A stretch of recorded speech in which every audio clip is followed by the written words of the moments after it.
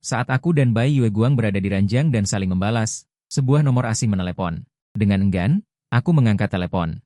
Dengan nafsu yang membara, suaraku agak serak. Dengan enggan aku bertanya, siapa ini? Sudah selarut ini, ada urusan apa lagi? Yang menelepon adalah mantan istriku. Kami pernah menikah selama 6 tahun. Dia sangat mengenalku.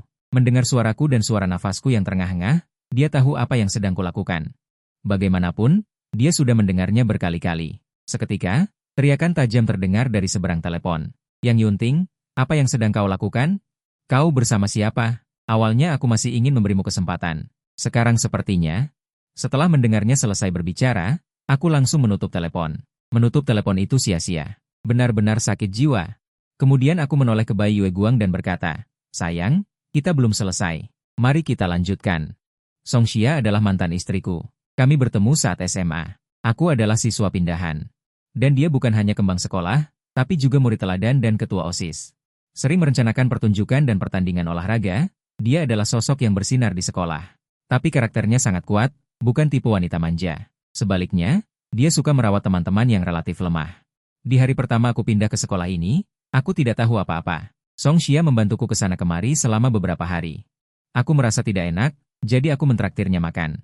Begitulah, sedikit demi sedikit, dia menjadi orang yang paling kukenal di sekolah ini. Jadi, aku sering menempel padanya setelah kelas selesai, membantunya melakukan pekerjaan fisik.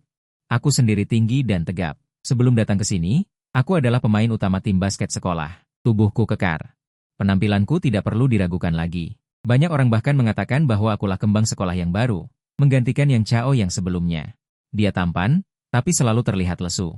Jika itu pada wanita, akan membangkitkan keinginan pria untuk melindungi. Tetapi jika itu pada pria, akan terlihat kurang maskulin. Justru karena dia lemah dan sakit-sakitan, Song Xia sering merawatnya. Setelah aku datang, aku juga banyak membantu. Hubungan orang tua mereka juga sangat baik. Kedua keluarga memiliki perusahaan dan merupakan keluarga terkemuka di daerah itu. Namun, menjelang kelulusan, Song Xia mendatangiku. Matanya merah. Dia pasti sangat sedih dan menangis lama. Yang Yunting, apakah kau menyukaiku? Aku menyukaimu. Jika kau menyukaiku, mari kita bersama. Kebahagiaan yang tiba-tiba ini membuatku pusing.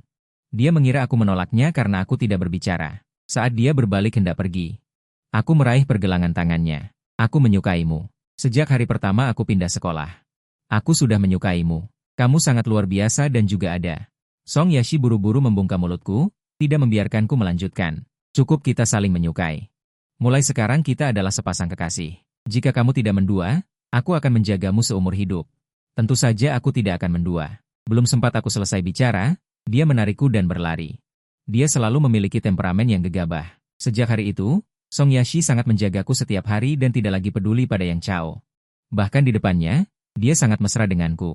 Aku tidak terlalu memikirkannya. Begitulah kami masuk universitas yang sama. Setelah lulus, dia masuk ke perusahaan keluarganya.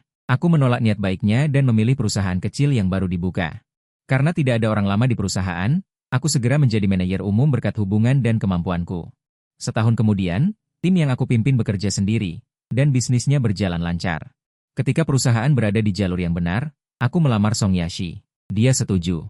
Kemudian kami menikah secara alami. Setelah menikah, kami hidup bahagia. Tahun berikutnya kami memiliki seorang putra.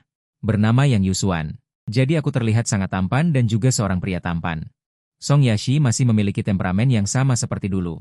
Dia tumbuh dalam kemewahan sejak kecil. Sejak sekolah dasar, dia menjadi ketua kelas. Di SMA dan universitas, dia juga menjadi ketua senat mahasiswa. Bergabung dengan organisasi pemuda kemudian bergabung dengan partai. Setiap tahun dia masuk daftar kehormatan. Jadi dia merasa memiliki tanggung jawab untuk berkontribusi kepada kelompok yang kurang mampu. Dia sangat suka merawat orang-orang dari kelompok yang kurang mampu. Dia tidak hanya sibuk dengan urusan perusahaan setiap hari, tetapi juga meluangkan waktu untuk melakukan amal, panti jompo, dan panti asuhan. Adalah tempat-tempat yang sering dia kunjungi untuk amal. Jadi dia sangat sibuk setiap hari dan tidak bisa mengurus keluarga sama sekali. Aku sudah berkali-kali menyarankan untuk mencari pengasuh, karena kita semua memiliki perusahaan dan sangat sibuk. Tapi dia tidak suka mencari pengasuh, jadi aku secara sukarela mengambil alih pekerjaan rumah tangga. Aku juga sangat mencintainya. Melihatnya begitu sibuk setiap hari, aku juga merasa sangat kasihan. Jadi, ketika aku punya waktu, aku memeluk ponselku, mempelajari berbagai resep dan membuat 3 kali makan yang berbeda untuknya dan putraku setiap hari. Saat perutnya sakit, Aku memberinya obat dan memijatnya. Saat itu, aku berharap itu terjadi padaku. Berkat perawatanku yang cermat, dia tampil di depan semua orang dengan semangat yang baik dan penampilan yang menarik setiap hari. Bahkan sahabatnya dan teman-teman sekelas kami menjadi sangat iri ketika membicarakan kami. Kapan keluarga kami? Semuanya mulai retak sejak Yang Chao kembali dan menetap di negara ini. Saya masih ingat ketika lulus SMA tahun itu, saat demam ke luar negeri sedang tinggi, keluarga Yang Chao menjual properti mereka di dalam negeri. Mereka bersiap untuk pergi ke Amerika, negara ibu spiritual mereka, untuk mewujudkan mimpi menjadi orang yang lebih tinggi. Tetapi entah kenapa mereka kembali. Aset miliaran dolar telah habis sia-sia, dan keluarganya jatuh miskin sejak saat itu. Setelah kembali, dia terus-menerus menghubungi Song Xia. Kondisi kesehatannya yang buruk tidak membaik, sekarang dia didiagnosis menderita depresi. Saat kambuh, dia ingin mati saja. Akibatnya, Song Xia semakin sering pulang terlambat, tetapi dia selalu memberitahu saya, dan berusaha untuk makan malam di rumah. Yang Chao juga menambahkan saya sebagai teman. Setiap kali Song Xia bersamanya, dia mengirimiku pesan. Dia mengirimiku gambar yang tidak penting sebagai ucapan terima kasih. Awalnya saya tidak mempedulikannya, tetapi Song Xia semakin sering pulang terlambat. Video yang dikirim Yang Chao juga semakin sering, dengan kata-kata yang semakin ambigu. Saya dan Song Xia sering bertengkar karena hal ini. Dia selalu menjelaskan bahwa Yang Chao tidak punya teman atau kerabat lain di sini. Dia hanya membantunya dari sudut pandang teman, dan mengatakan bahwa saya tahu karakternya. Saya memaafkannya seperti biasa, sampai suatu saat dia tidak pulang semalaman. Pesan yang dia kirimkan kepada saya hanya terdiri dari 4 kata singkat, ada urusan, tidak pulang. Melihat pesan singkat seperti telegram ini, tiba-tiba saya merasakan firasat buruk. Kemudian, saya meneleponnya, tetapi teleponnya mati. Hingga keesokan harinya, saya melihat lingkaran pertemanan Yang Chao. Dia mengunggah sebuah video yang memperlihatkan dirinya berbaring di sofa. Terdengar suara seorang wanita sibuk di dapur, dengan keterangan, karena kamu menemaniku di malam hari, tiba-tiba semuanya menjadi baik. Bukankah itu Song Xia? Di rumah, dia tidak pernah menyentuh pekerjaan rumah tangga, tetapi di luar dia bisa merawat orang lain dan menyiapkan banyak hidangan. Saya khawatir dan tidak bisa tidur semalaman, tetapi dia merawat orang lain sepanjang malam. Saya mengambil jaket saya dan langsung menuju rumah Yang Chao. Kebetulan mereka berdua keluar dari rumah. Yang Chao melihat saya terlebih dahulu, lalu berhenti dan merapikan pakaian Song Xia. Gerakan itu sangat ambigu. Song Xia dengan serius menelepon, tanpa reaksi apapun. Dengan emosi yang meledak-ledak, saya langsung menyerbu ke depan, mengangkat Yang Chao dan melemparkannya ke bawah tangga, lalu menghajarnya dengan kombinasi pukulan. Kemudian, serangkaian gerakan seni bela diri militer, dan diakhiri dengan cambuk 5 sambaran petir, barulah saya sedikit tenang. Melihat kedua kaki Yang Chao dengan posisi tinggi rendah yang menekuk ke belakang, saya tahu bahwa seranganku mengenainya. Song Xia dengan panik berlari ke arahnya, ingin membantunya berdiri, tetapi ekspresinya tampak semakin kesakitan. Jangan bergerak patah-patah. Song Xia dengan cepat melepaskan tangannya. Yang Chao yang diangkat olehnya jatuh ke tanah, dan ada teriakan lain. Yusuan, apa yang kamu lakukan? Dia mengalami serangan depresi tadi malam dan ingin mati. Aku mengirimimu pesan. Aku hanya melihatnya di sini. Tidak ada apapun yang terjadi di antara kami. Yang membuatku aneh adalah Song Yashi tidak hanya tidak marah, tetapi juga menjelaskan kepadaku dengan nada yang baik. Aku menatapnya dengan marah. Dia belum pernah melihat ekspresi seperti ini dariku, dan dia juga terkejut. Kamu bilang tidak ada apapun di antara kalian, itu cukup bagiku. Oke, aku akan pergi ke klub malam sekarang dan mencari gadis muda untuk berhubungan badan. Besok kita juga tidak ada apa-apa. Sebaiknya kamu bisa menemukan bukti, atau kita akan selesai. Memukul Yang Chao dengan sangat parah. Kemarahanku juga mereda sebagian besar. Aku berbalik dan pergi dari sana. Song Yashi mengejarku dengan panik. Namun, suara menyakitkan Yang Chao menariknya kembali dan segera menelepon 120 untuk membawanya ke rumah sakit. Yang mengejutkanku adalah ketika aku baru pulang dari klub malam pada dini hari, Song Yashi menungguku di ruang tamu dengan mata merah. Melihatku masuk, dia buru-buru maju untuk membantuku yang mabuk. Mengapa minum begitu banyak anggur? Kamu duduk dulu, aku akan mengambil handuk untuk menyeka wajahmu. Aku berbaring di sofa tanpa bergerak menunggu. Ketika dia menyeka leherku, dia melihat bekas lipstik dan bekas cupang. Tangannya langsung gemetar seperti sekam. Dia tahu aku bukan orang seperti itu, hanya digunakan untuk membuatnya marah, tetapi dia masih sangat sedih. Melihatku menutup mata, dia berkata, Dia berhenti bergerak dan merasa lega. Kamu juga tahu temperamenku. Aku bisa mentolerir segalanya darimu, tetapi aku merasa tidak bisa mentolerir pengkhianatan. Tinggal semalam di rumah pria lain bersamanya. Aku butuh penjelasan. Aku masih menutup mata. Nadanya sangat dingin. Dia mengeluarkan ponsel dari tasnya dan membawa sebuah video. Ini adalah rekaman pengawasan di rumah Yang Chao. Tubuhnya lemah dan penakut, jadi dia memasang sistem pertahanan dan pengendalian gabungan di rumahnya. Awalnya dia menyalakannya saat tidur. Setiap kali aku pulang bersamanya, aku menyuruhnya masuk duluan, menyalakan pengawasan, lalu aku masuk. Aku menjaga jarak teman baik dengannya. Hari ini kakinya patah, aku mencarikannya perawat. Aku tahu temperamenmu. Jika aku tidak memberimu penjelasan malam ini, kamu benar-benar akan meninggalkanku. Aku hanya bergumam tanpa sengaja. Aku akan tidur di sini hari ini. Jangan ganggu aku. Kamu kembali tidur di kamar. Setelah aku mengatakan itu, aku berbalik dan mulai mendengkur. Dia diam-diam menunggu beberapa saat. Kemudian dia mandi dan tidur. Mendengar dia menutup pintu, aku segera bangun. Mengambil ponsel saya melihat video pengawasan yang dia kirimkan kepada saya. Tidak ada yang terjadi kemarin. Membolak-balik ke depan, saya terus mempercepat hingga rekam maksimum 30 hari dan tidak menemukan sesuatu yang berbeda. Jadi kali ini saya memaafkannya. Dalam beberapa bulan berikutnya, Song Xia pulang larut dan pergi pagi setiap hari. Tidak hanya memasak untukku, tetapi juga mengerjakan semua pekerjaan rumah. Seperti yang dia katakan. Dia benar-benar takut hari itu. Dia belum pernah melihatku seperti itu sebelumnya. Untuk pertama kalinya dia merasa. Dia mungkin akan kehilangan saya. Tepat ketika saya merasa hidup kembali normal. Ayah saya sakit parah dan dikirim ke tempat kami.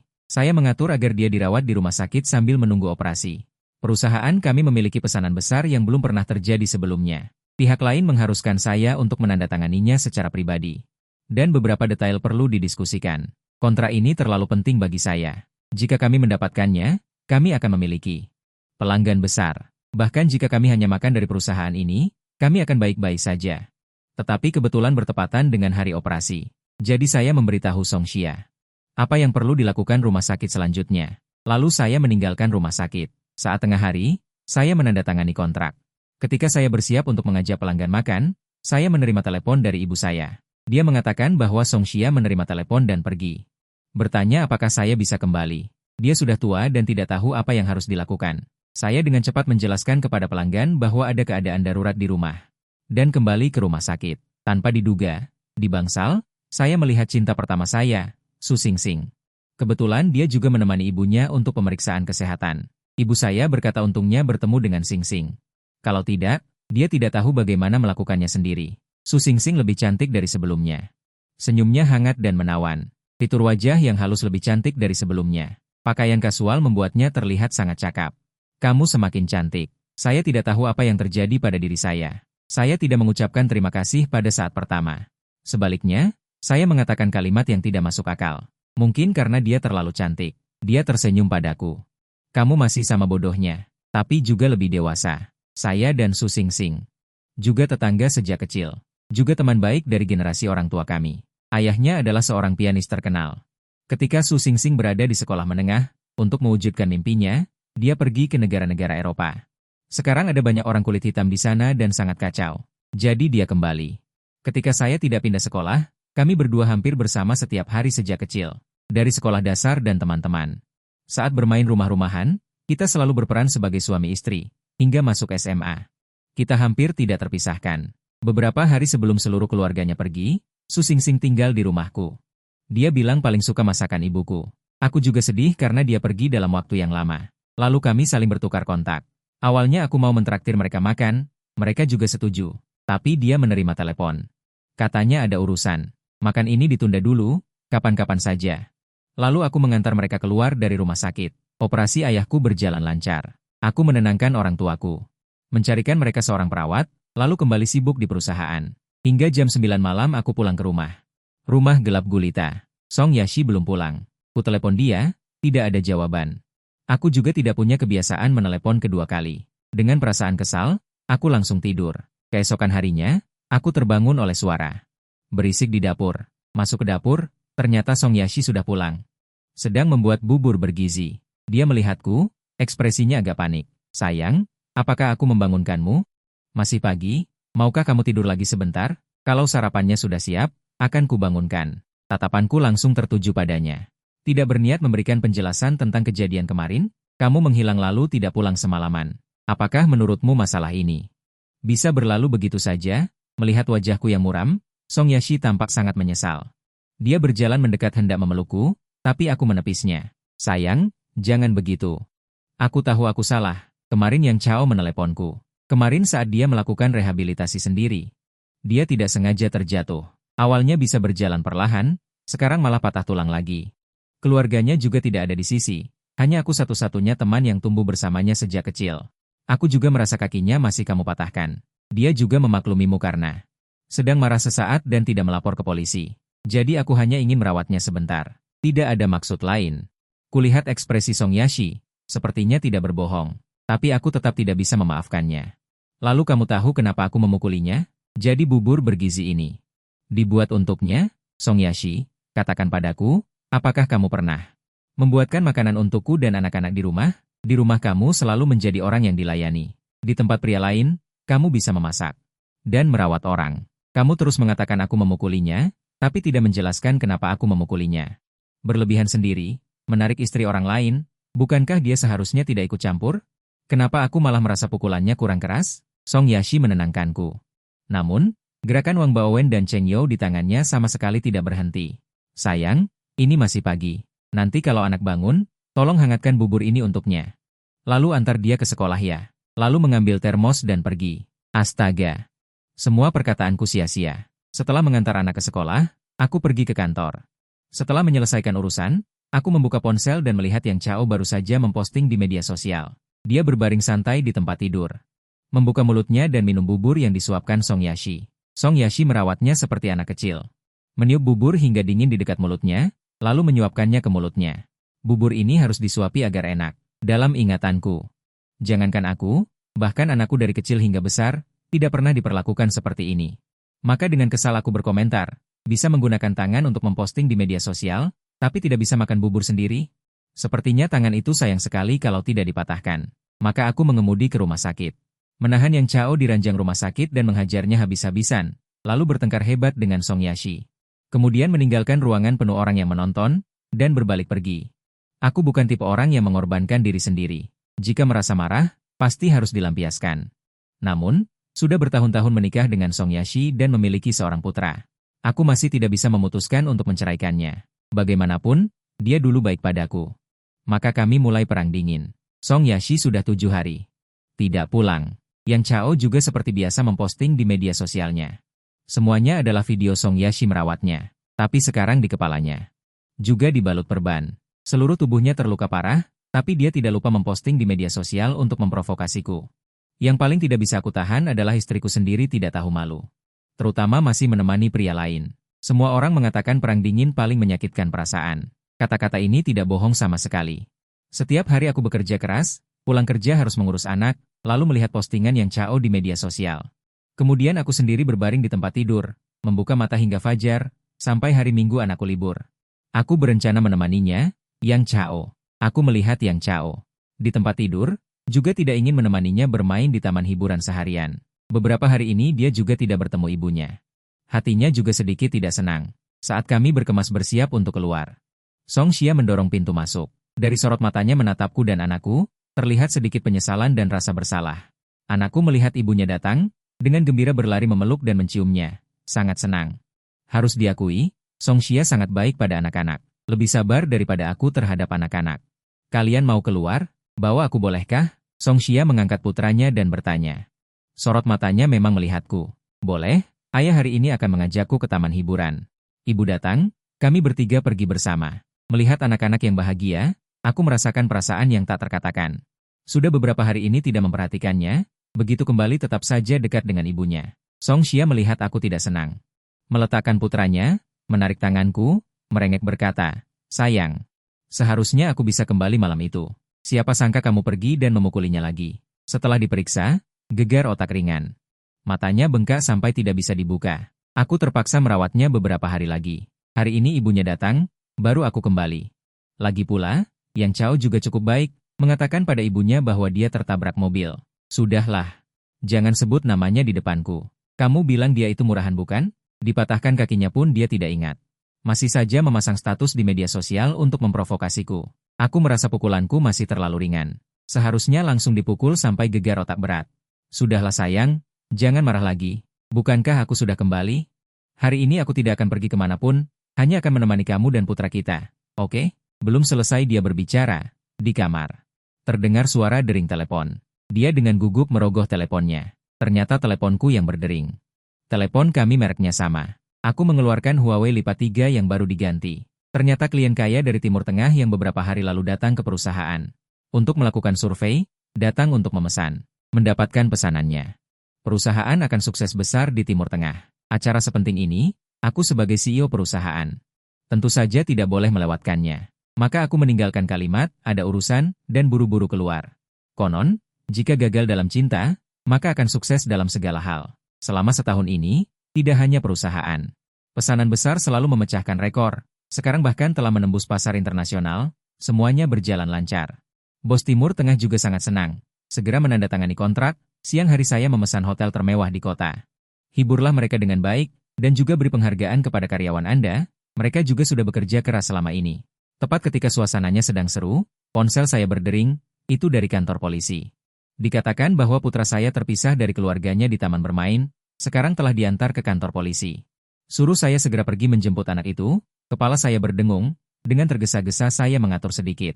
Lalu saya mengemudi langsung ke kantor polisi, di dalam mobil saya menelepon Song Xia beberapa kali. Dia tidak menjawab, tiba di kantor polisi saya melihat putra saya dirawat dengan baik oleh polisi. Baru kemudian saya menghela napas lega, mengungkapkan rasa terima kasih kepada mereka, lalu membawa pulang putra saya.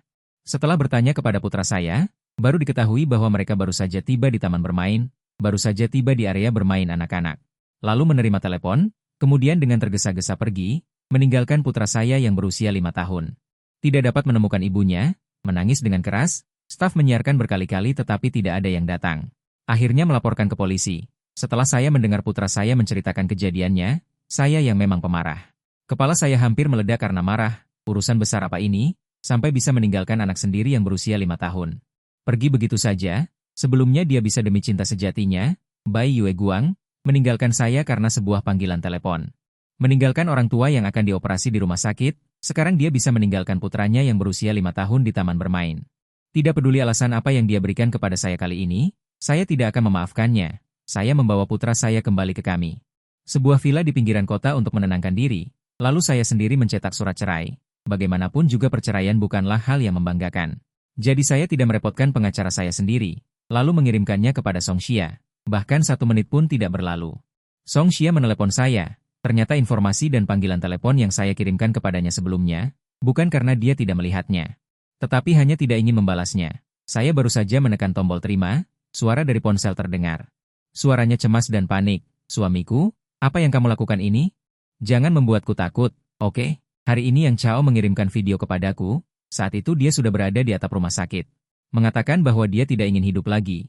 Kamu mengerti aku? Bahkan jika itu orang asing. Aku juga tidak mungkin menutup mata melihatnya melompat, untungnya emosinya sekarang stabil. Saya akan segera pulang. Saya memotong perkataannya dengan dingin. Apakah kamu tahu di mana putra kita sekarang? Melempar putra, dia menjerit, lalu terdengar suara gedebuk. Sepertinya suara ponsel jatuh ke tanah, lalu panggilan berakhir. Saya menghibur seorang putra yang ketakutan. Lalu membuatkan makan siang untuknya. Hingga jam 12 siang, Song Xia baru menelepon lagi. Apakah putraku bersamamu? Mengapa kamu tidak memberitahuku? Pagi ini membuatku hampir gila. Apakah kamu tahu? Sekarang kamu ingat putra kita? Saat kamu meninggalkannya di taman bermain. Apa yang kamu pikirkan? Demi cinta pertama sucimu, kamu bisa meninggalkanku, meninggalkan orang tuaku. Tapi aku benar-benar tidak menyangka kamu begitu tidak berperi kemanusiaan, bahkan anak berusia 5 tahun pun bisa kamu tinggalkan. Besok jam 9 pagi, temui aku di depan kantor catatan sipil. Kamu tahu aku. Masalah perceraian ini. Aku tidak akan dengan mudah membicarakannya. Ini sudah kupikirkan matang-matang. Setelah selesai bicara, aku langsung menutup telepon. Putraku menatapku dengan polos. Ayah, apakah kamu akan bercerai dengan ibu? Aku mengangguk tanpa berkata apa-apa. Aku tidak ingin ayah dan ibu bercerai. Aku mencintai ayah dan juga ibu. Bisakah kalian tidak berpisah? Aku tidak ingin kehilangan kalian berdua. Tempat di mana kita bertiga bersama baru bisa disebut rumah. Jika kalian bercerai, aku tidak punya rumah lagi. Mendengar perkataan putraku, air mataku langsung berlinang. Bagaimana mungkin anak berusia 5 tahun bisa mengerti begitu banyak? Apakah ibumu yang mengajarimu mengatakan ini? Melihatku agak tidak senang, putraku segera menggelengkan kepala. Aku dan ibu menonton drama televisi bersama di malam hari. Anak-anak yang bercerai itu sangat menyedihkan. Ayah dan ibu tiri mereka sangat jahat kepada mereka. Ayah, aku tidak ingin seperti mereka. Setelah selesai bicara, putraku menggoyangkan lenganku. Melihat wajah kecilnya yang sangat mirip denganku. Hatiku tetap luluh. Song Xia kembali dengan sikap yang sangat rendah hati. Hampir merendahkan diri untuk menyenangkan hatiku. Aku tidak mengatakan apa-apa, juga tidak membahas masalah perceraian lagi. Sejak hari itu, aku fokus sepenuhnya pada pekerjaan. Setelah pulang kerja, aku tidak terburu-buru pulang. Aku makan, minum, dan bersenang-senang dengan teman atau menemani klien. Kadang aku tidak pulang selama beberapa hari, kadang aku mabuk berat dan dipapah pulang. Song Xia setiap malam di rumah menyiapkan banyak sekali masakan kesukaanku, menungguku pulang. Meskipun aku tidak pernah memakannya sedikit pun. Saat aku mabuk, dia selalu menyiapkan sup penawar mabuk untukku. Bubur pelindung perut untukku, lalu dengan susah payah menyeretku yang tinggi besar dan berat ini. Mandi, ganti piyama, lalu membawaku ke kamar, aku tidur di loteng. Setiap pagi aku membuka mata, dia sudah menyiapkan sarapan untukku. Dulu setiap kali menemani klien minum terlalu banyak. Keesokan harinya aku merasa sangat tidak nyaman, tetapi sekarang aku merasa sangat nyaman. Aku pikir karena minum anggur yang enak, lembut dan tidak membuat pusing, jadi aku membeli banyak lagi sebagai minuman untuk menjamu tamu. Aku benar-benar tidak tahu, jika Song Yashi menjagaku dengan baik di malam hari, tidak hanya sup penghilang mabuk dan bubur pelindung perut. Tidak bisa kurang, setiap malam dia harus bangun untuk memberiku minum beberapa kali. Aku mengenakan pakaianku, menyelesaikan cucian, melirik ruang tamu, memanfaatkan celah saat dia tidak ada. Lalu dengan cepat keluar, tidak pernah memperhatikan penampilannya yang lelah dan lingkaran hitam yang besar. Siang ini, koki kantin perusahaan baru saja mengantarkan makanan yang dibuat khusus untukku. Aku menerima telepon dari ibuku, dia bilang Su Xingxing membawanya dan ibunya pergi berbelanja ke mall. Saat memegang eskalator, karena inersia, ibuku yang sudah tua tidak bisa berdiri dengan stabil. Saat akan terjatuh, Su Xingxing menangkap ibuku dari belakang, ibuku tidak apa-apa. Kedua kaki Su Xingxing yang memakai sepatu hak tinggi terkilir dengan parah, aku segera datang ke pusat perbelanjaan. Mereka bertiga menunggu di luar, Su Xingxing duduk di tangga. Sudah tidak bisa berdiri. Aku membawanya ke mobil, lalu memesan taksi untuk ibuku dan ibunya, mengantar mereka pulang. Mereka sudah tua, aku tidak membiarkan mereka ikut, segera datang ke rumah sakit. Aku mengurus rawat inapnya, membayar biaya, setelah semuanya diatur dengan baik. Sudah siang, lalu membeli beberapa masakan vegetarian kesukaan Su Xingxing di restoran yang agak bagus di dekatnya. Saat kecil dia sering makan gratis di rumahku, jadi aku tahu apa yang dia suka makan. Mengambil beberapa kotak bekal, saat melewati sebuah kamar rumah sakit, aku mendengar suara yang familiar dari dalam. Yashi, kamu sudah beberapa hari tidak mengunjungiku. Beberapa hari ini aku tidak melihat raut wajahmu. Kenapa sangat buruk? Lebih buruk dari wajah pasien sepertiku? Yang berbicara adalah Yang Chao. Orang di sebelahnya adalah istriku, Song Yashi, menghadapi pertanyaan Yang Chao. Dia tidak menjawab, hanya diam-diam mengeluarkan beberapa kotak bekal dari tas belanja yang dibawanya. Diletakkan di meja makan yang sudah disiapkan di ranjang rumah sakit. Saat ini, Yang Chao sudah memegang ponsel di tangan kanannya. Setelah menunggu beberapa saat, Song Xia tidak bergerak. Jadi, dia menoleh untuk melihat Song Xia. Aku melihat ekspresinya serius saat dia mengatakan ini. Setelah bertahun-tahun menjadi suami istri, aku terlalu mengenalnya. Biasanya dia selalu tersenyum. Seperti kakak perempuan yang ramah. Jika dia tidak tersenyum, berarti dia sedang tidak senang. Apalagi sekarang dia memasang wajah datar. Yang Chao ketahuan menyembunyikan sesuatu, ekspresinya agak canggung. Dia diam-diam menyembunyikan ponsel yang hendak dia gunakan untuk memposting di media sosial.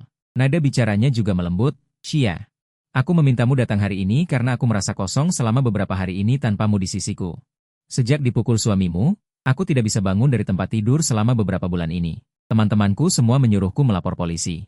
Tapi aku menolak. Mana mungkin mereka mengerti hubungan seperti apa yang kita miliki. Kita bukan hanya teman sekelas, tetapi juga teman masa kecil yang tumbuh bersama sejak kecil. Aku tidak mungkin menyerahkannya ke penjara demi dirimu. Belum selesai dia berbicara. Song Xia memotongnya. Kamu sudah mengatakan kalimat ini berkali-kali, tidak perlu diulang-ulang seperti itu. Alis Song Xia berkerut, tanpa sedikit tidak sabar. Namun, dia tetap mengambil sendok dan menyuapkan makanan ke mulut Yang Chao. Apa yang kamu lakukan berdiri di depan pintu, pria dewasa? Masuk saja atau pergi. Menghalangi pintu itu tidak sopan. Yang berbicara adalah seorang perawat yang sedikit pemarah. Saat berbicara, dia mendorong pintu terbuka. Song Xia dan Yang Chao di dalam juga melihatku. Saat Song Xia melihatku, seluruh tubuhnya membeku. Sendok yang hendak disuapkan ke mulut tiba-tiba jatuh ke tubuh Yang Chao. Bubur yang cukup panas mengalir ke perutnya, membuatnya berteriak-teriak kepanasan. Song Xia tidak menatapnya, melainkan berlari menghampiriku dan meraih tanganku. Sayang, ini tidak seperti yang kamu lihat. Aku memberi isyarat agar dia tidak berbicara. Aku berjalan mendekati Yang Chao. Perawat sudah membantunya membersihkan bubur dari tubuhnya. Setelah perawat selesai memeriksa, aku menepuk wajah Yang Chao. Lumayan, hidupmu enak ya. Sampai istriku menyuapimu. Di rumahku saja anakku tidak mendapat perlakuan seperti ini. Sepertinya kali ini aku harus membuatmu. Semua giginya harus dipukul sampai tanggal. Yang Chao gemetar ketakutan mendengar perkataanku. Bagaimanapun, aku ini cukup beruntung. Setiap kali aku bilang akan memukulnya. Biasanya aku selalu menepati janjiku. Xia, kendalikan dia. Jangan biarkan dia bertindak sembarangan. Jika aku dipukuli setiap beberapa hari, tahun ini aku tidak akan baik-baik saja. Sambil berbicara, Yang Chao dengan berani bergerak ke dinding. Wajah Song Ya benar-benar menjijikan. Song Xia meraih tanganku. Suamiku, tenangkan dirimu. Jangan memperbesar masalah, oke? Nada bicaranya sangat lembut. Mungkin itu hanya perasaanku, tidak ada teriakan keras membela Yang Chao seperti yang kubayangkan. Sebaliknya, dia menenangkanku.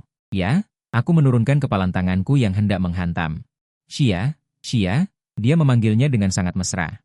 Lihat, dia membuat istriku merasa kasihan padamu, menyuruhku untuk tidak memukulmu. Kalau begitu, aku akan mengampunimu kali ini. Tapi makanan ini, istriku tidak bisa menyuapimu. Biar aku saja. Sambil berbicara, aku mengambil kotak makan dengan satu tangan dan membuka mulutnya dengan tangan yang lain. Aku menuangkan sayuran ke dalam mulutnya, lalu menusuknya dengan sumpit. Kemudian, hidangan berikutnya. Song Xia ingin menarikku, tapi aku menghentikannya dengan tatapan. 2 porsi sayuran masuk ke perutnya. Porsi ketiga tidak bisa dimasukkan lagi, jadi aku menuangkannya ke wajahnya. Masih ingin menelepon polisi? Sini ku bantu menelepon. Lalu aku mengeluarkan ponselku dan hendak menelepon, tetapi Song Xia merebut ponsel itu. Suamiku, kamu gila, kamu akan ditangkap, kenapa polisi harus menangkapku? Dia merebut istriku, tinggal di rumahnya semalam. Aku pergi berbaikan dengannya. Meskipun dia terluka, itu juga kesalahannya sendiri. Paling banyak aku akan mengganti uangnya. Bahkan jika aku mengasihaninya, masalah kecil ini masih bisa aku atasi. Lain kali aku akan memberinya lebih banyak uang, setengah paket. Sebulan memukulnya beberapa kali lagi, bisa menghemat banyak uang. Setelah sampai di ruang rawat inap Su Xingxing, aku membuka beberapa kotak bekal dan meletakkannya di meja makan. Matanya berbinar saat melihatnya. Bertahun-tahun, kamu masih ingat makanan kesukaanku. Bertahun-tahun di luar negeri, aku sangat merindukannya. Aku bermimpi bisa makan masakan bibi. Kalau kamu suka, makanlah yang banyak. Tadi aku masih sangat marah, sekarang nadanya langsung jadi lembut. Aku tidak tahu apakah karena bertemu cinta pertama masa kecilku, atau karena amarahku sudah kulampiaskan dengan mengamuk tadi. Aku merasa seluruh diriku tidak punya masalah lagi. Aku mengambil sedikit setiap jenis lauk dan meletakkannya di mangkuk kecil agar dia mudah makan. Gedebuk. Suara pintu didorong dengan keras oleh Gu Dali memecah suasana yang baik ini. Yang Yunting, bisakah kamu memperkenalkan siapa wanita ini? Melihat Song Xia masuk dengan marah. Aku merasa sangat tidak senang, bahkan ada rasa jijik terhadapnya. Inilah orang yang dulu mengurus orang tuaku di rumah sakit setelah kamu meninggalkannya, juga orang yang menemaniku dan ibuku berbelanja hari ini. Orang yang terluka demi menyelamatkan ibuku, juga temanku sejak kecil. Setelah mendengar itu, Song Xia terlihat sekilas rasa bersalah di matanya, lalu dia tersenyum dan menyapa. Halo, adik, aku istrinya Yunting. Aku sering mendengar Yunting menyebutmu. Dia bilang kamu seperti adik kandungnya. Su Xingxing juga sangat antusias memanggilnya kakak ipar sebagai balasannya. Kamu baru saja selesai menyuapi cinta pertamamu. Sekarang tidak mau mencuci muka dan menyeka mulutnya untuknya? Xingxing bisa aku urus. Sebaiknya kamu pulang saja, kalau tidak dia akan meronta-ronta lagi. Sengaja aku memanggilnya Xingxing di depannya. Karena Yang Chao selalu memanggilnya Xia, dan dia tidak menolak. Suami, kenapa kamu harus seperti ini di depan orang luar? Sudah berapa kali kukatakan, ini semua salah pahammu. Aku sudah mencarikan perawat untuknya tadi, dan aku tidak akan mengurusnya lagi nanti. Song Xia berhati-hati dan penuh dengan sikap menyenangkan. Bahkan sengaja menekankan kata, orang luar. Aku juga tidak ingin berdebat dengannya di depan Su Xingxing. Jadi aku berjanji akan pulang setelah selesai bekerja nanti. Baru setelah itu dia pergi dengan ekspresi yang enggan. Sampai malam, setelah Su Xingxing selesai makan, aku mencarikan pendamping untuknya lagi. Baru setelah itu aku agak enggan untuk pulang. Bersama Su Xingxing selalu ada hal yang bisa dibicarakan tanpa henti. Aku tertarik dengan apapun yang dia katakan. Dan dia juga sangat kooperatif dengan apapun yang aku katakan, bahkan sesekali memberikan tatapan kagum. Setelah lama bersama Song Xia, apapun yang kukatakan padanya, dia akan berkomunikasi denganku dengan wajah datar. Aku juga ingin istriku memujiku beberapa patah kata. Mungkin karena kami terlalu mengenal dan terlalu akrab satu sama lain. Selain komunikasi sehari-hari, tidak ada percakapan yang bisa membuat orang merasa bersemangat. Mungkin inilah yang orang katakan, tidak bisa memberikan nilai emosional. Mungkin juga perasaan semua pasangan suami istri memudar perlahan seperti ini. Aku membuka pintu rumah, melepas jaket dan mengganti sepatu, memasuki ruang tamu, Saya mencium aroma harum.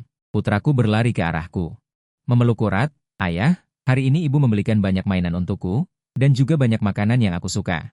Putraku dengan bersemangat dan terus terang menceritakan apa yang telah dia lakukan bersama ibunya hari ini. Kebahagiaan anak-anak tidak bisa dipalsukan. Namun, aku tidak lagi merasakan perasaan yang sama seperti dulu terhadap Songxia. Dia terlihat sangat senang melihatku pulang. "Tunggu sebentar lagi, akan ada 2 hidangan lagi dan kita bisa makan," katanya. Aku melihat ke meja yang sudah penuh dengan hidangan. Dengan sikap acuh tak acuh, aku mengucapkan beberapa kata padanya dan kemudian berbaring di sofa, tidak bersemangat sama sekali. Aku merasa sangat lelah begitu sampai di rumah. Aku ingin memejamkan mata dan beristirahat sebentar, tapi tanpa sadar aku tertidur. Ketika aku membuka mata, hari sudah pukul 10 lebih.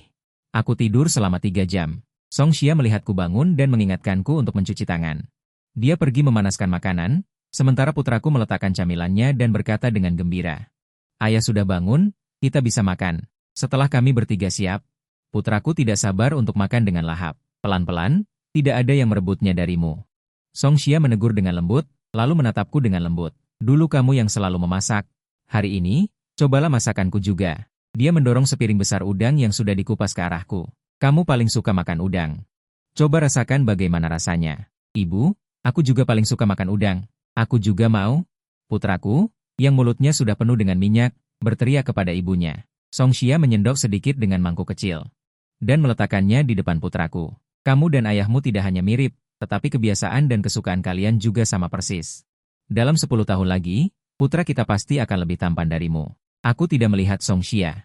Aku tidak mempedulikan tatapan mesra yang dia berikan, hanya menunduk dan makan. Setelah makan beberapa suap, aku merasa kenyang. Kemudian aku pergi mandi. Songxia menatapku saat aku memasuki kamar mandi, tatapannya tidak beralih untuk waktu yang lama. Apakah rumah ini membuatnya tidak ingin mengatakan sepatah kata pun? Setelah mandi, aku langsung tidur. Dalam keadaan setengah sadar, aku merasa seseorang menarik piyamaku. Aku membuka mata dan melihat Songxia duduk di atasku. Dia telanjang dan menanggalkan pakaianku. Aku buru-buru mendorongnya. "Aku sedikit lelah malam ini. Aku harus rapat besok pagi." Aku merapikan piyamaku dan membalikkan badan. Aku mendengar isak tangisnya dari belakang. "Suamiku, bisakah kamu jangan bersikap seperti ini padaku? Sikapmu yang dingin akhir-akhir ini membuatku takut. Dulu kita sepakat untuk melakukannya 3 hari sekali, kan? Sudah beberapa bulan kamu tidak menyentuhku. Bukankah kamu selalu bersama Yang Chao dalam beberapa bulan terakhir ini? Bagaimana aku menyentuh? Apakah aku menyentuhmu di depan Yang Chao? Atau kita berdua menyentuhmu bersama?" Awalnya sudah kesal, tidurku terganggu semakin membuatku marah. Kata-kata ini keluar dari mulutku tanpa berpikir. "Yang Yunting," Songxia menangis lebih keras lagi. "Suamiku, kamu tahu kepribadianku. Mengapa kamu masih mencemarkan nama baikku seperti ini? Awalnya aku merawat Yang Chao di rumah sakit karena kamu melukainya. Apakah aku takut dia melapor ke polisi? Kemudian aku terus menunggumu di rumah, tetapi kamu tidak pulang selama beberapa hari. Setiap kali kamu kembali, kamu mabuk dan malang. Aku takut kamu tidak nyaman, jadi aku menjagamu sepanjang malam tanpa tidur. Aku benar-benar mencintaimu. Perubahanmu selama ini membuatku merasa asing, merasa takut. Aku menemukan orang yang dulunya paling kukenal. Menjadi begitu asing. Mungkinkah cinta pertamamu kembali, dan kamu berubah hati? Hari itu aku melihat bagaimana kamu memperlakukannya di luar pintu. Itulah caramu mencintaiku dulu. Jelas kamu yang berubah hati. Namun, kamu menyalahkan semua kesalahan padaku. Yang Yunting, aku tidak mau disalahkan. Karena apa aku mematahkan kakinya? Sebelum aku memukulinya, bukankah kamu sudah sering merawatnya? Bintang terluka untuk menyelamatkan ibuku. Aku pergi ke rumah sakit untuk merawatnya sebentar saja, kamu tidak tahan. Yang Chao itu siapa bagimu? Kamu tinggal di rumahnya dan merawatnya. Apakah kamu tahu apa yang dia pikirkan? Apa yang kamu ingin aku pikirkan? Kamu juga seorang direktur perusahaan. Mungkinkah kamu benar-benar tidak bisa melihat apa yang dia pikirkan? Setelah berbicara, aku turun dari tempat tidur dan pergi tidur di kamar tamu. Selama beberapa bulan berikutnya, aku setiap hari bersama Su Xingxing. Setelah kakinya sembuh, dia datang ke perusahaanku untuk menjadi sekretarisku. Hari itu setelah pulang kerja, dia menghentikanku dan berkata ingin mentraktirku makan. Kami datang ke sebuah hotel yang harganya tidak mahal, tetapi lingkungannya lumayan. Setelah memesan makanan, kami mengobrol lagi. Dia membuka pakaianku dan memperlihatkan bahuku. Aku ingat ketika aku pergi. Aku menggigit bahumu, berkata akan meninggalkan tanda agar kamu mengingatku. Mengapa tidak ada bekas luka? Kamu terlalu banyak menonton drama ketika kamu masih kecil. Lagi pula, kamu tidak menggunakan kekuatan sama sekali. Hanya sedikit lecet, bagaimana bisa meninggalkan bekas luka? Namun, kamu cukup licik. Giliranku menggigitmu, kamu malah lari. Kamu masih berani mengatakannya. Orang lain menggigit bahu, kamu malah bodoh, membuka mulut lebar-lebar, langsung menuju wajah orang. Jika aku tidak lari, bukankah wajahnya akan rusak? Su Xingxing dengan marah memelototiku. Ngomong-ngomong, aku belum bertanya bagaimana kamu bisa berada di luar negeri selama bertahun-tahun, dan tidak mencari pacar. Aku juga pernah ke luar negeri. Dewi sepertimu lebih baik daripada wanita asing yang bodoh dan kasar, lebih jantan daripada laki-laki. Mustahil tidak ada yang mengejar. Sejak aku tiba di luar negeri, aku tidak menyukainya. Aku tahu aku akan kembali. Selain itu, cara berpikir dan kebiasaan hidup orang asing juga berbeda. Saya pikir pria dari negara kita lebih baik. Lalu, ceritakan bagaimana kamu bertemu dengan kakak iparmu. Kamu sangat bodoh, kakak ipar pasti sangat menderita selama bertahun-tahun. Lalu, aku menceritakan padanya tentang aku dan Song Yashi. Aku menceritakannya dari awal sampai akhir. Bahkan tentang yang Chao juga kuceritakan. Menyebutnya saja membuat suasana hatiku buruk. Suasana hati buruk, jadi minum terlalu banyak. Keesokan harinya aku bangun di rumah Su Xingxing. Ketika aku keluar kamar, dia sudah menyiapkan sarapan. Lalu kami makan bersama dan pergi ke perusahaan. Siapa sangka, begitu turun dari mobil, aku melihat Song Yashi. Dia berjalan ke arahku. Menekan amarahnya. Kamu menginap di mana semalam? Semalam aku terlalu banyak minum. Xingxing membawaku pulang. Jadi, kamu menginap bersamanya semalam? Ada apa? Dulu kamu sering melakukan hal seperti ini. Apakah kamu datang ke Dongmen untuk menuduhku? Dia terdiam mendengar perkataanku. Aku tidak memperdulikannya dan langsung masuk ke perusahaan. Sampai sore, aku dan Su Xingxing bersiap untuk makan siang di dekat sini. Keluar dan melihat Song Yashi masih menunggu di luar. Suamiku, aku ingin berbicara denganmu sebentar. Song Yashi ingin menarikku, tapi aku menghindar. Bicaralah. Dia melirik Su Xingxing dan tidak berbicara. Su Xingxing mencari alasan untuk pergi. Suamiku, apakah kamu menggunakan hal yang sama? Untuk menyakitiku? Atau kamu serius dengannya? Apa yang bisa kulakukan untuk membuatmu marah? Serius lalu kenapa? Nada bicaraku sangat dingin. Yang Chao tidak bersalah. Aku mengarangnya karena kurang istirahat. Aku bersedia membayar kesalahanku. Jika kamu serius dengannya. Aku bersedia merelakan kalian dan bercerai denganmu. Aku mencintaimu. Aku juga ingin kamu bahagia. Daripada setiap hari melihatmu tidak bahagia di rumah. Kamu tidak tahu betapa sakit hatiku melihatmu seperti ini. Aku juga tidak tahan denganmu yang selalu bersikap dingin seperti ini. Sambil berbicara, air mata Song Yashi sudah berlinang. Aku melihatnya sedih, hatiku tidak merasakan apapun. Song Yashi. Tidak ada apa-apa antara aku dan Xingxing. Tapi aku tidak merasakan apapun padamu. Dulu, jangankan kamu menangis. Kamu hanya mengerutkan kening, aku sudah sakit hati setengah mati. Sekarang, bahkan jika aku melihatmu menangis. Aku juga tidak merasakan apapun. Dulu, ketika aku pulang dan melihatmu dan putra kita, aku merasa sangat hangat. Ada banyak hal yang ingin kukatakan. Sekarang, ketika aku pulang, aku merasa tidak ada yang perlu dikatakan. Bisakah kamu mengerti perasaanku? Aku tidak mencintaimu lagi. Song Yashi, aku benar-benar tidak mencintaimu lagi. Setelah mendengar perkataanku, dia tertegun di tempat. Jika bukan karena air matanya yang terus mengalir, mungkin aku akan merasa waktu telah berhenti. Baru setelah memberinya hadiah, dia diam-diam sadar kembali. Suamiku, aku tahu aku salah. Besok adalah ulang tahun putra kita. Bisakah kamu besok menemani kami berdua seperti dulu? Aku akan membiarkanmu bebas. Permintaannya tidak berlebihan. Aku mengangguk setuju. Keesokan harinya, aku datang pagi-pagi ke hotel yang dijanjikan. Song Yashi menyewa seluruh hotel. Dia dan putra kami sudah menungguku di dalam untuk sementara waktu. Putra kami melihatku datang dan berlari ke arahku dari jauh. Dia bilang dia sudah beberapa hari tidak melihatku dan sangat merindukanku. Aku memeluknya dan datang ke sisi Song Yashi. Seorang staf mendorong masuk kue tart yang sangat besar. Aku mulai menyalakan lilin di atasnya. Sayang. Buatlah permohonan. Aku mencium putraku dan berkata, aku berharap aku, ayah, dan ibu akan selalu saling mencintai dan selalu hidup bersama. Nada dering telepon mengganggu permohonan putraku. Song Yashi melirik telepon, ekspresinya berubah besar dan langsung menutupnya. Kemudian dia tersenyum dengan lembut dan berkata, lanjutkan buat permohonan. Nak, aku berharap aku, ayah, dan ibu selamanya. Telepon berdering lagi. Song Yashi menutupnya dengan tegas lagi. Saat ini, tidak ada yang menyuruh putra kami untuk melanjutkan membuat permohonan. Suasana menjadi sedikit canggung. Putra kami menatap kami berdua dengan mata berbinar. Nada dering telepon lainnya memecah kesunyian. Angkat saja, kalau tidak dia akan terus menelepon. Putra kita tidak bisa membuat permohonan. Aku berkata kepadanya tanpa daya. Song Yashi masih mengangkat telepon, tetapi dia yang biasanya tidak mudah marah secara luar biasa. Membentak telepon. Apakah kamu sakit? Bukankah aku sudah memberitahumu? Hari ini adalah ulang tahun putraku. Keluarga kami berkumpul. Mengapa kamu terus menelepon? Setelah pihak lain mengatakan beberapa patah kata, wajah Song Yashi menjadi sangat jelek. Dia menutup telepon. Dengan ekspresi panik, dia berkata kepadaku, suamiku, Yang Chao mengalami sedikit kecelakaan dan masuk ICU. Ibunya meneleponku untuk memberitahuku apa yang harus dilakukan. Aku akan pergi dan segera kembali. Tunggu aku. Setelah mengatakan itu, dia bergegas ingin keluar, tetapi aku meraihnya. Tentu saja aku tidak ingin menghentikannya. Yashi, aku hanya akan mengatakan satu hal. Tidak akan terjadi apa-apa pada Yang Chao. Jangan khawatir. Berkendaralah perlahan di jalan. Kemudian aku melepaskannya. Song Yashi menatapku dengan ekspresi rumit. Dia tetap keluar. Sekarang aku benar-benar putus asa. Aku sudah mengatakan semuanya dengan sangat jelas. Tapi dia masih memilih untuk percaya bahwa sesuatu akan terjadi pada Yang Chao. Melihat putra kami dengan ekspresi sedih. Aku tahu ibunya tidak akan segera kembali. Merayakan ulang tahun berdua masih terasa sedikit hambar. Jadi, aku menelepon sekretarisku, Su Xingxing, dan memintanya untuk datang dan merayakan ulang tahun bersama kami.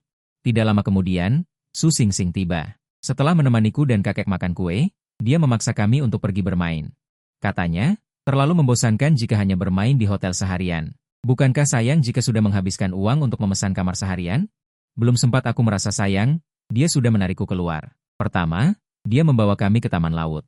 Siang harinya, kami pergi ke Happy Valley dan Museum Sains dan Teknologi. Malamnya, kami menonton teater anak-anak. Sepanjang hari itu, senyum tidak pernah hilang dari wajah anakku. Alasan mengapa anakku dan Su Xingxing sangat senang bermain adalah karena dia sama sekali tidak seperti sedang membujuk anak kecil, karena dia lebih bersemangat daripada anak kecil.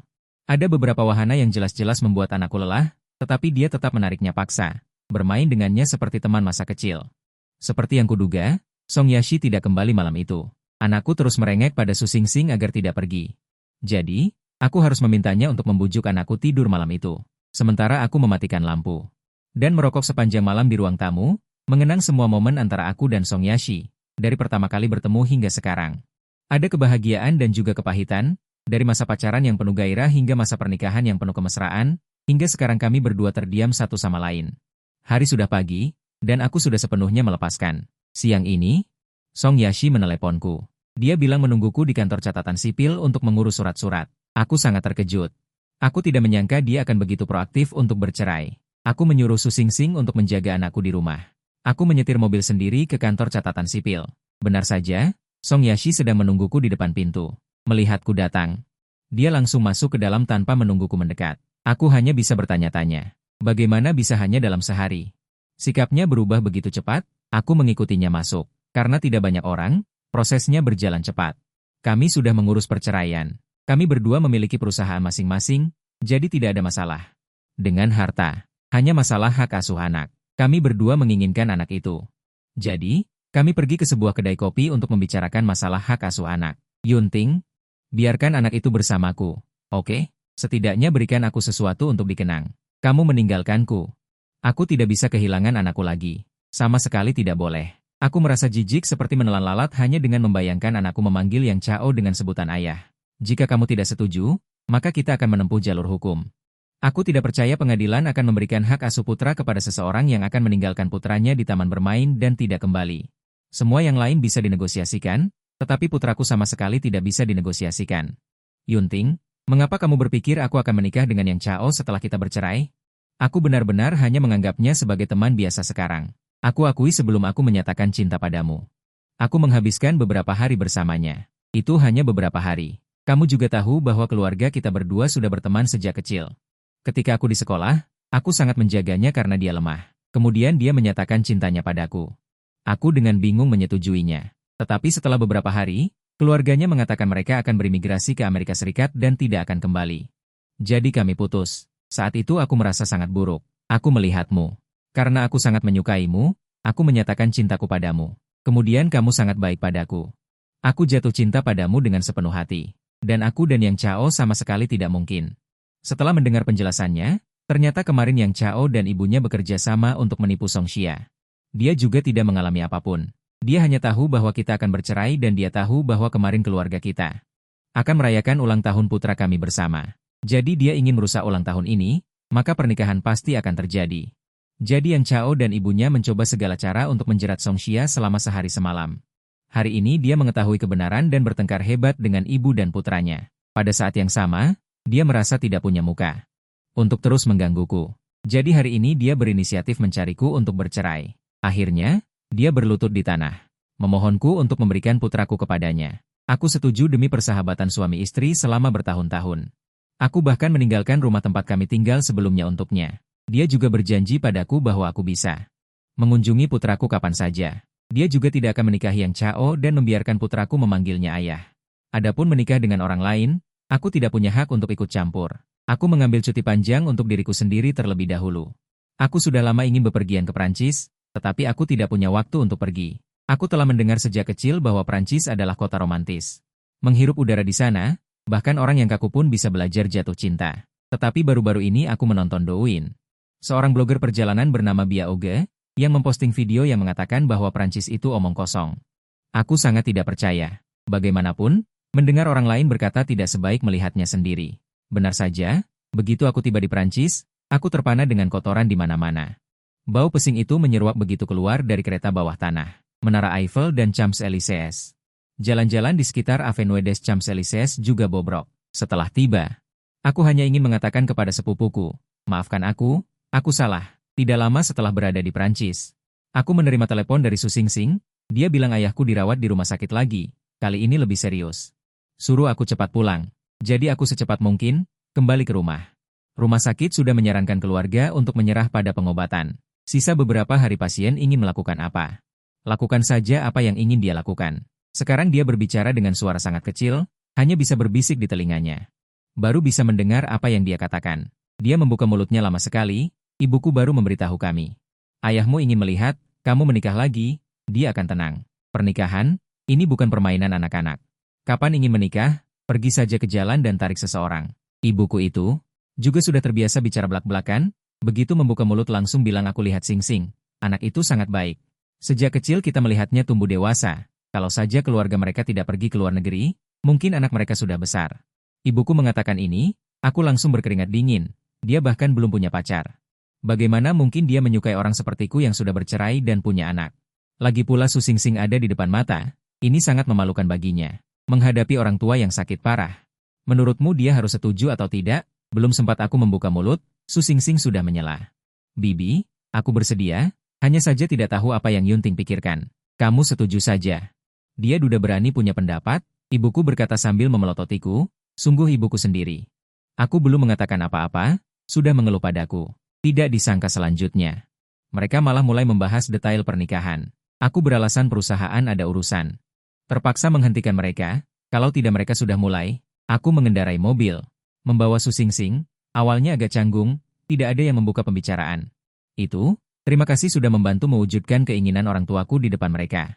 Aku yang pertama membuka pembicaraan untuk memecah keheningan. Sebenarnya, apa yang Su Xingxing katakan tadi itu benar. Aku bersedia menikah denganmu. Aku kembali kali ini memang untukmu, hanya saja baru tahu setelah kembali. Kamu sudah menikah, dia sudah tinggal di luar negeri selama bertahun-tahun, dia sama sekali tidak malu-malu. Tapi aku sudah bercerai dan punya anak, apa kamu tidak keberatan? Zaman sekarang ini. Kenapa kamu masih sangat kolot? Aku hanya bertanya satu hal padamu. Apa kamu menyukaiku? Su Xingxing menatapku dengan mata indahnya dan bertanya. Suka ya suka, tapi suka saja cukup, tidak ada tapi-tapian. Bagaimana kalau hari ini kita pergi ke perusahaan perencanaan pernikahan untuk melihat-lihat? Jadi, kami datang ke sebuah perusahaan perencanaan pernikahan paling kuat. Su Xingxing meskipun sudah bertahun-tahun di luar negeri, tapi dia sangat menyukai budaya tradisional Tiongkok. Gaya pernikahannya harus seperti zaman dahulu. Aku memesan satu set Feng Guan Xiaopei termewah untuknya. Set Feng Guan Xiaopei ini hanya ada satu kekurangan, yaitu terlalu mahal. Selain mahal, tidak ada masalah lain. Anggun, bermartabat, mulia, dan elegan. Setelah lama melihatnya, aku tidak bisa menahan diri untuk bergumam. Barang-barang leluhur kita memang bagus. Kami menghabiskan waktu seharian untuk menentukan tema dan gaya pernikahan. Kemudian memesan hotel. Tentu saja, kami menyewa yang paling mewah. Karena anggaran yang kuberikan cukup, hotel bahkan memberikan kamar presidential suite termewah untuk kami tempati sampai pernikahan selesai. Presidential suite ini benar-benar mewah. Aku mandi dulu lalu berbaring di tempat tidur. Melihat apa yang terjadi di grup perusahaan hari ini. Saat itu, Su Xingxing juga selesai mandi dan keluar. Dia yang sudah cantik jelita. Sekarang terlihat basah, semakin membuat orang berdebar-debar. Lagi pula, aku bukan orang yang punya keteguhan hati. Langsung menariknya ke tempat tidur dan, Ge Yunting, jangan terburu-buru. Rambutku belum kering. Aku suka rambut yang basah. Masih memanggil Ge Yunting. Lihat bagaimana aku akan menghukummu. Aku pura-pura marah dan menepuk pantatnya. Dia tidak lagi melawanku. 2 jam kemudian, aku berbaring kelelahan dan tidak bergerak. Dia membereskan bercak darah di tempat tidur. Saat itu, telepon berdering. Aku melihat itu adalah Song Yashi. Ada apa selarut ini? Aku mengangkat telepon. Tanpa diduga, saat berbicara, suaraku serak, penuh dengan gairah. Di seberang telepon terdiam sesaat. Yang Yunting, apa yang sedang kamu lakukan? Mungkin dia mendengar ada yang tidak beres dengan suaraku. Katakan saja ada apa. Apa urusanmu denganku? Suasana hatiku yang baik barusan hancur karenanya. Awalnya aku sudah sangat tidak senang. Kamu sekarang di mana dan dengan siapa? Di hotel bersama istriku. Kamu puas sekarang? Su Xingxing mendengarkanku berkata seperti ini. Mencubit pinggangku. Secepat ini dari mana kamu mendapatkan istri? Apa itu kamu yang... Teman masa kecil dari luar negeri yang baru kembali. Luar negeri begitu bebas, tempat yang begitu kacau, orang yang kembali dari sana. Berani kamu menginginkannya? Sialan, kamu menelepon malam-malam hanya untuk menyemburkan omong kosong. Bukankah Yang Chao juga orang yang kembali dari luar negeri? Bukankah kalian juga baik-baik saja? Sebenarnya ada apa, Yang Yunting? Awalnya aku masih ingin memberimu kesempatan. Sepertinya benar-benar sakit jiwa. Setelah selesai bicara, matikan telepon, sayang. Aku jadi bersemangat lagi. Hehehe, hari kedua kami melanjutkan penyempurnaan detail pernikahan. Detail cerita juga sudah dikirim. Pernikahan ditetapkan 5 hari kemudian. Hari itu adalah hari baik. Siang hari, Song Yashi meneleponku, mengajakku ke tempatnya, ada yang ingin dibicarakan denganku. Bagaimanapun, dia adalah ibu dari anakku. Beberapa hal lebih baik diungkapkan. Aku dan Su Xingxing saling menyapa lalu pergi. Bertemu lagi dengan Song Yashi, seluruh dirinya tampak sangat tidak bersemangat, sangat lelah. Juga sangat lesu. Kalimat pertamanya saat melihatku adalah Yang Chao meninggal. Wajahku tenang. Kapan kejadiannya? Tepat tadi malam saat aku meneleponmu. Ternyata selama ini, Yang Chao seperti orang gila menelepon Song Yashi, tetapi Song Yashi tidak lagi mempercayainya. Hingga kemarin, Yang Chao bergegas ke pavilion, datang ke bawah gedung, mengirim video ke Song Yashi, tapi kali ini meskipun dia menjulurkan tubuhnya, Song Yashi tetap tidak menyetujui permintaannya untuk bertemu. Yang Chao yang memang belum sembuh total, malah terpeleset dan jatuh. 28 lantai, hancur berkeping-keping. Saat melihat dia meninggal saat itu, aku sama sekali tidak merasa sakit hati. Malah aku merasa penghalang di antara kita sudah hilang. Kamu bisa kembali ke sisiku lagi. Maka dari itu, aku langsung meneleponmu. Tak disangka, saat mengatakan ini, dia semakin terengah-engah. Aku memeluknya dan menghiburnya. Meskipun kita bukan suami istri lagi, tapi kamu selamanya adalah ibu dari anakku. Jika terjadi sesuatu padamu, aku tidak akan mengabaikannya. Lihatlah ke depan. Setelah aku menasihatinya sepanjang sore, Song Yashi akhirnya bisa berpikir jernih. Kapan menikah? Nanti aku akan memberimu hadiah besar, 5 hari kemudian. Pada hari pernikahanku dan Su Xingxing, pernikahan itu sangat mewah. Hampir semua tokoh penting di daerah itu datang. Ketika Su Xingxing keluar mengenakan gaun pengantin Feng Guanxiapi yang dipesan khusus seharga jutaan, seluruh orang di tempat itu tercengang. Aku berjalan mendekat dan menggandeng tangannya, bersama-sama menerima ucapan selamat dari kerabat dan teman-teman di bawah panggung. Seluruh pernikahan berjalan sangat lancar. Song Yashi sendiri tidak datang ke lokasi pernikahan, tetapi hadiah besar yang dia katakan telah tiba. Dan itu benar-benar cukup besar, yaitu 50% saham perusahaannya. Dia menyerahkan perusahaan itu kepadaku. Dia mendanai pembangunan panti asuhan sendiri. Kemudian dia menginvestasikan sebagian besar dividen perusahaan ke industri amal. Ini adalah industri yang paling dia cintai karena dia selalu memiliki hati untuk membantu yang lemah. Memberiku setengah dari saham perusahaan juga karena dia takut dirinya bertindak gegabah dan melakukan semuanya untuk amal. Itu juga dianggap meninggalkan beberapa aset untuk putranya. Sebenarnya, dia terlalu khawatir. Aku tidak akan memperlakukan putranya dengan buruk. Meskipun Su Xingxing juga melahirkan 2 anak untukku, tetapi di mataku mereka semua sama karena Song Yashi terlalu sibuk. Jadi, putraku lebih banyak menghabiskan waktu tinggal bersamaku. Su Xingxing memperlakukannya seperti ibu kandungnya sendiri. Setelah makan malam, melihat pengasuh membereskan peralatan makan, Xingxing dan putra sulungnya membujuk kedua anak laki-laki kecil itu dalam suasana yang menyenangkan. Aku merasa bahwa inilah kebahagiaan. Saat aku merenung, Song Yashi meneleponku. Dia bercerita tentang kejadian baru-baru ini dan mengingatkanku untuk menjaga kesehatan dan tidak terlalu lelah. Aku juga bertanya kepadanya beberapa patah kata. Setelah mengobrol sebentar, aku menutup telepon. Bagaimanapun, kami telah bersama selama beberapa tahun dan dia juga ibu dari anakku. Meskipun tidak hidup bersama, tetapi aku berharap hidupnya mudah dan semuanya berjalan lancar. Selesai.